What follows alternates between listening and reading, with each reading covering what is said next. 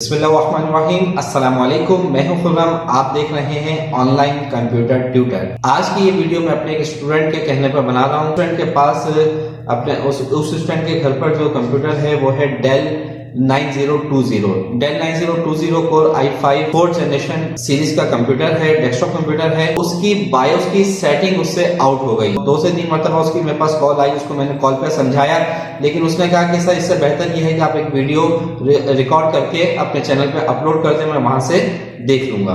तो आज हम डेल ऑप्टीप्लेक्स 9020 की बायोस किस तरह सेट की जाती है, क्या क्या सेटिंग्स होती हैं इसमें, वो डिटेल के अंदर आपको बताऊंगा। देखिए, बायोस जो है ये हमारे कंप्यूटर लैपटॉप का एक प्रोग्राम होता है जिसके जरिए हम अपने कंप्लीट हार्डवेयर को कंट्रोल करते हैं, स्पेसिफिकेशन चेक कर सकते हैं। इसके अलावा आपके कंप्यूटर में जितनी भी कंप्यूटर डिवाइसेस, जिसे हम हार्डवेयर डिवाइसेस कहते हैं, वो हार्डवेयर डिवाइसेस आपके कंप्यूटर के साथ जो भी कनेक्ट होती हैं, उन तमाम की सेटिंग्स हम यहां से कर सकते हैं। बायोस के ऊपर एक और वीडियो मैं बनाऊंगा जिसमें डिटेल बताऊंगा कि बायोस की टाइप्स क्या हैं, कौन कौन सी बायोस होती हैं, और इसको डिटेल के अंदर मैं एक अलग से वीडियो पर आपके साथ शेयर करूंगा। कंप्यूटर या लैपटॉप की बायोस में इंटर होने के लिए आप अपने कंप्यूटर को ऑन करेंगे, कीबोर्ड पर फंक्शन की F2 प्रेस करना है बायोस में इंटर होने के। पहले ये होता था कि तकरीबन हर कंप्यूटर की फंक्शन की डिफरेंट होती थी एक दूसरे से बायोस में इंटर होने के लिए। जैसे अगर मैं आपको बताऊं, HP कंप्यूटर्स की बायोस में इंटर होने के लिए आप फंक्शन की यूज करते थे F9, F10, IBM के लिए यूज करते थे F1, डेल के लिए F2, इंटेल F2, F10 से भी जाते थे। अब जितने भी ब्रांड्स हैं कंप्यूटर की या लैपटॉप्स की, उनकी बायोस में इंटर होने की फंक्शन की सेम है F2। अदरवाइज जब आप कंप्यूटर को ऑन करते हैं तो आपके कंप्यूटर पर जहां सिस्टम का लोगो आता है, यानी कि डेल है, डेल ब्रांड का कंप्यूटर है तो डेल का लोगो आता है, HP पे है तो HP का लोगो आएगा। तो उस लोगो के टॉप पर या बॉटम पर कहीं ना कहीं आपको लिखा हुआ नजर आएगा कि ये कंप्यूटर बायोस में कौन सी की से इंटर होगा। इस वक्त हमारे पास जो कंप्यूटर की ब्रांड है वो डेल है, तो इसकी बायोस में इंटर होने के लिए हम अपने कीबोर्ड से प्रेस करेंगे F2। कंप्यूटर की पावर ऑन कर दी हमने। अब जैसे ही कंप्यूटर ऑन होगा तो हमारी LCD पे लोगो आएगा और यहाँ पर हम फंक्शन की F2 प्रेस करेंगे। F2 प्रेस करने पर हम इस कंप्यूटर की बायोस में इंटर हो चुके हैं। यहाँ पर आप इसको माउस से भी कंट्रोल कर सकते हैं और कीबोर्ड से भी कंट्रोल कर सकते हैं। कीबोर्ड से कंट्रोल करने के लिए अप डाउन एरो की, ठीक है, मेन्यू चेंज करने के लिए, और अगर जैसे जनरल है या प्लस है, इस मेन्यू को ओपन करने के लिए राइट की को यूज करेंगे और लेफ्ट की को क्लोज करने के लिए यूज करेंगे। तो हम माउस से यूज कर लेते हैं क्योंकि माउस का भी ऑप्शन इसमें मौजूद है। अब तकरीबन हर कंप्यूटर लैपटॉप की बायोस में आप माउस को भी यूज कर सकते हैं। पहले होता था कि वहां पर पुराने कंप्यूटर्स में, मॉडल्स में हम अपने माउस को यूज नहीं कर सकते थे। जितनी भी वर्किंग होती थी वो सारी की सारी वर्किंग कीबोर्ड से ही करते थे।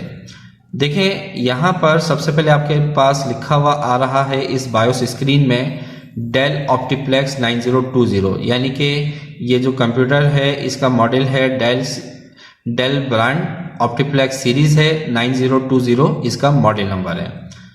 सेटिंग्स में सबसे पहले जनरल का ऑप्शन है। जनरल के ऑप्शन को हम क्लिक करते हैं तो यहाँ पर सिस्टम इंफॉर्मेशन में आपको बायोस वर्जन सबसे पहले दिखा रहा है कि इस कंप्यूटर में जो बायोस है इसका वर्जन क्या है, सर्विस टैग नंबर क्या है सिस्टम का, एसिड टैग, ऑनरशिप टैग कुछ भी नहीं है तो नन है। अगर कुछ होता तो यहाँ पर लिखा हुआ होता।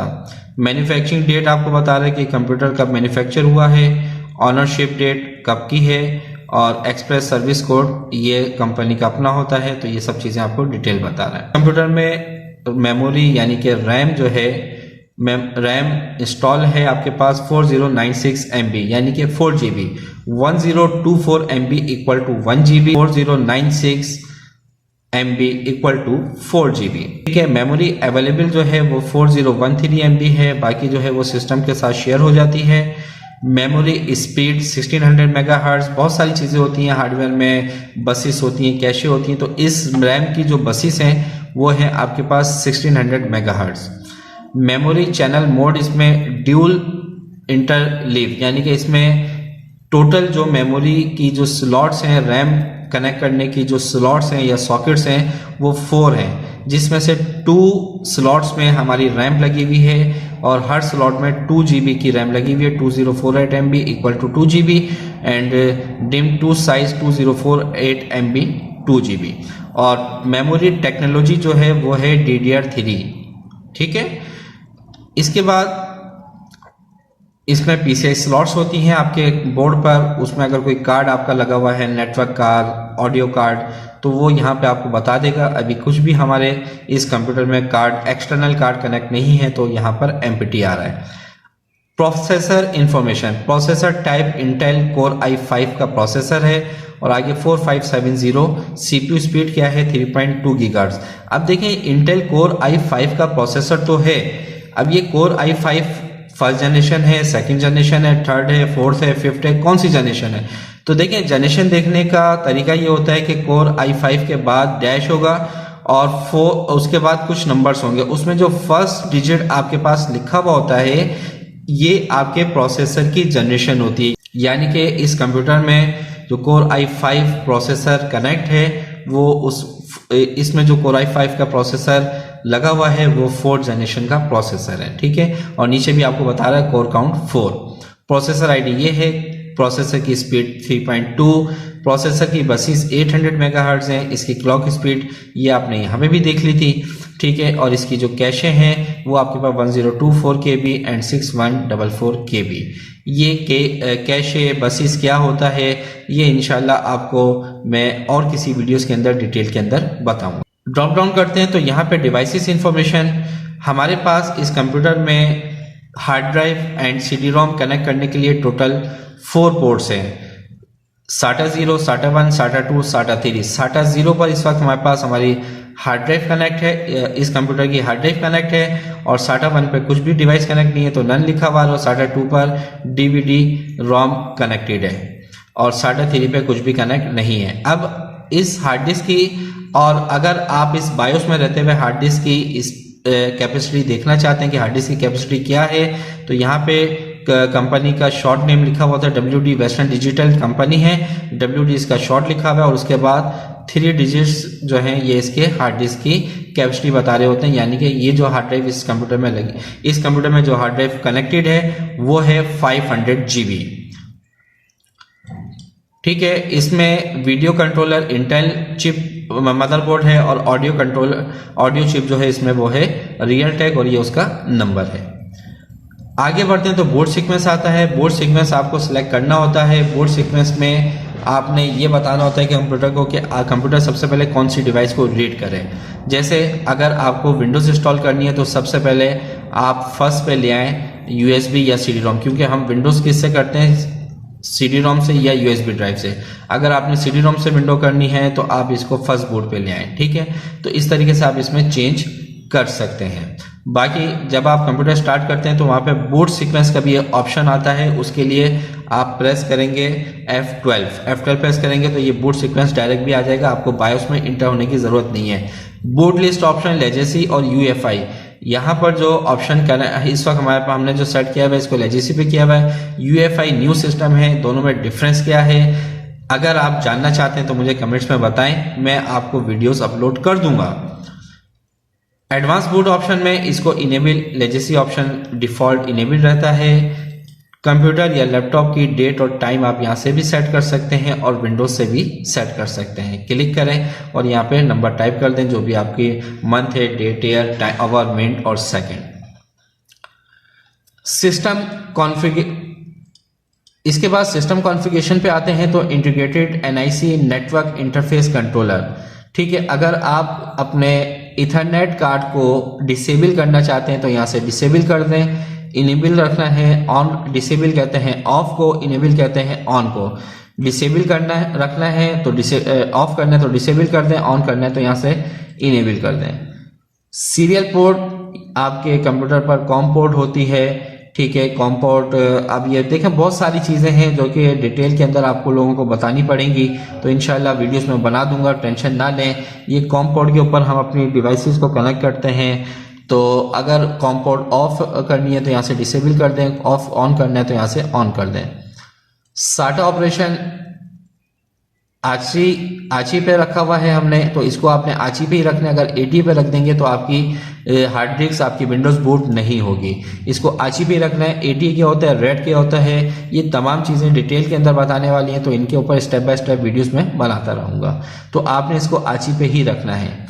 ड्राइव्स पे आ जाएं तो यहाँ पर भी आपको आपकी कैपेसिटी बता रहा है आपकी, तो ड्राइव्स में भी वहाँ सिस्टम इंफॉर्मेशन में भी आपको डिवाइसेस के बारे में बताया, और यहाँ पे अलग से भी ड्राइव्स का ऑप्शन है। यहाँ पर भी जाकर आप अपने कंप्यूटर की डिवाइसेस चेक कर सकते हैं। यानी कि इस वक्त SATA 0 पर 500 GB हमारे पास कनेक्ट है हार्ड ड्राइव, और यहाँ पर SATA 2 पे DVD रोम है। किसी भी पोर्ट को आपने ऑफ करना है, यहाँ से अनचेक कर दें, ऑन करना है इसको चेक लगा दें। स्मार्ट रिपोर्टिंग इसको ऑन कर देंगे तो अगर आपकी हार्ड ड्राइव में कोई एरर होगा, सिस्टम में कोई एरर होगा, तो वो आपको बता देगा। फिलहाल इसको हम ऑफ ही रखते हैं। USB कॉन्फ़िगरेशन में आपके पास ये USB के ऑप्शंस हैं। इनेबल बूट सपोर्ट, अगर आप यहाँ से इसको ऑफ अनचेक कर देंगे तो आप अपनी USB से बूट नहीं कर सकते। आपको विंडोज इंस्टॉल करनी है तो आप विंडोज अपनी USB को बूट नहीं कर सकते, तो लाजमी सी बात है फिर विंडोज इंस्टॉल नहीं होगी। तो इसको इनेबल कर दें। USB पोर्ट्स को आपने ऑन ऑफ करना है, यहाँ से कर दीजिए, ठीक है। फ्रंट USB को ऑन ऑफ करना है तो यहाँ से आप कर दें। तो ये तमाम चीज़ें आप यहाँ से कंट्रोल कर सकते हैं। तो USB पोर्ट को आप यहाँ से ऑन ऑफ कर सकते हैं। ऑडियो पे आ जाए तो यहाँ पे इनेबल है इस वक्त ऑडियो। आपने अपने कंप्यूटर का ऑडियो बायोस से ऑफ करना है, तो इसको यहाँ से अनचेक कर दें तो ये ऑडियो ऑफ हो जाएगा। इनेबल करना है, ऑन करना है, तो यहाँ से इनेबल कर दीजिए। मिसलेंस डिवाइसेस, डिफरेंट डिवाइसेस, यहाँ पर अभी हमारे पास कोई कनेक्ट नहीं है, एक्सटर्नल कार्ड हमारे पास कनेक्ट नहीं है। अगर कनेक्ट होता तो उसकी लिस्ट यहाँ पे आपको दिखा देता। Next, security, admin password, system password, hard disk password, strong password.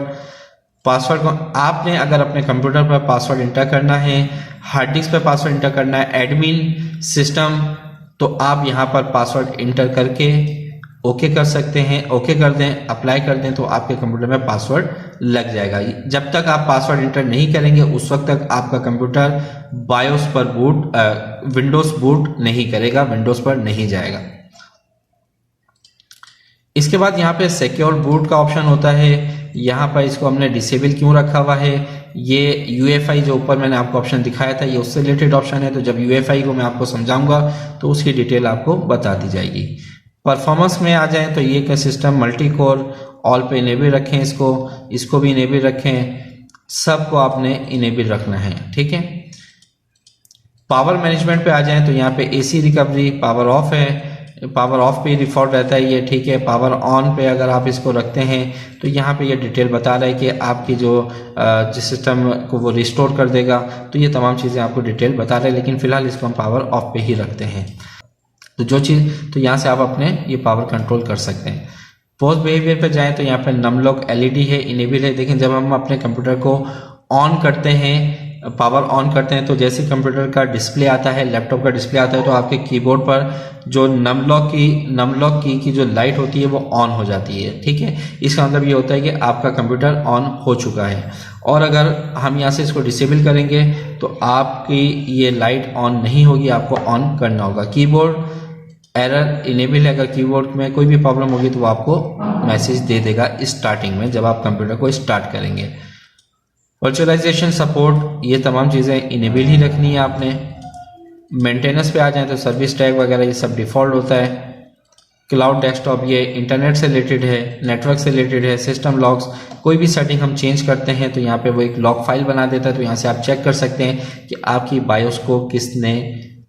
BIOS की सेटिंग किस वक्त चेंज हुई है। क्लियर लॉग कर देंगे तो सारी लॉगिंग फाइल क्लियर हो जाएंगी। अगर आपसे सेटिंग आउट हो जाती है और आपको नहीं पता कि मैंने क्या चीज़ चेंज की है, तो यहाँ से आप इसको लोड डिफ़ॉल्ट पे क्लिक कर देंगे तो आपकी बायोस की सेटिंग जो है वो डिफ़ॉल्ट सेटिंग पर आ जाएगी, यानी कि ओरिजिनल सेटिंग पर आ जाएगी। और जो आपने सेटिंग चेंज की है, अगर वो सेव करना चाहते हैं तो यहाँ पर अप्लाई के बटन पर क्लिक कर देंगे तो वो तमाम सेटिंग सेव हो जाएंगी। एग्जिट कर देंगे तो बायोस से बाहर आ जाएंगे। सेव करना है तो यस कर दें, सेव नहीं करना है तो नो कर दें। तो उम्मीद करता हूं कि बायोस सेटिंग आपको अच्छे से समझ में आ गई होगी। वैसे देखें, बायोस में बहुत सारी चीज़ें हैं, अगर एक ही वीडियो बनाने बैठूंगा तो बहुत बड़ी वीडियो हो जाएगी। आपको मेरे चैनल पर बायोस से रिलेटेड वीडियोस मिलती रहेंगी, और अगर कोई वीडियो रिक्वायर्ड है तो आप मुझे कमेंट्स में बोल सकते हैं। अगर आज की ये वीडियो आपको पसंद आई है तो इसको लाइक कर दीजिएगा, शेयर कर दीजिएगा, कमेंट्स में ज़रूर बताइएगा। नेक्स्ट वीडियो तक मैं इजाज़त चाहता हूँ, अपना ख्याल रखिएगा। अल्लाह हाफिज़।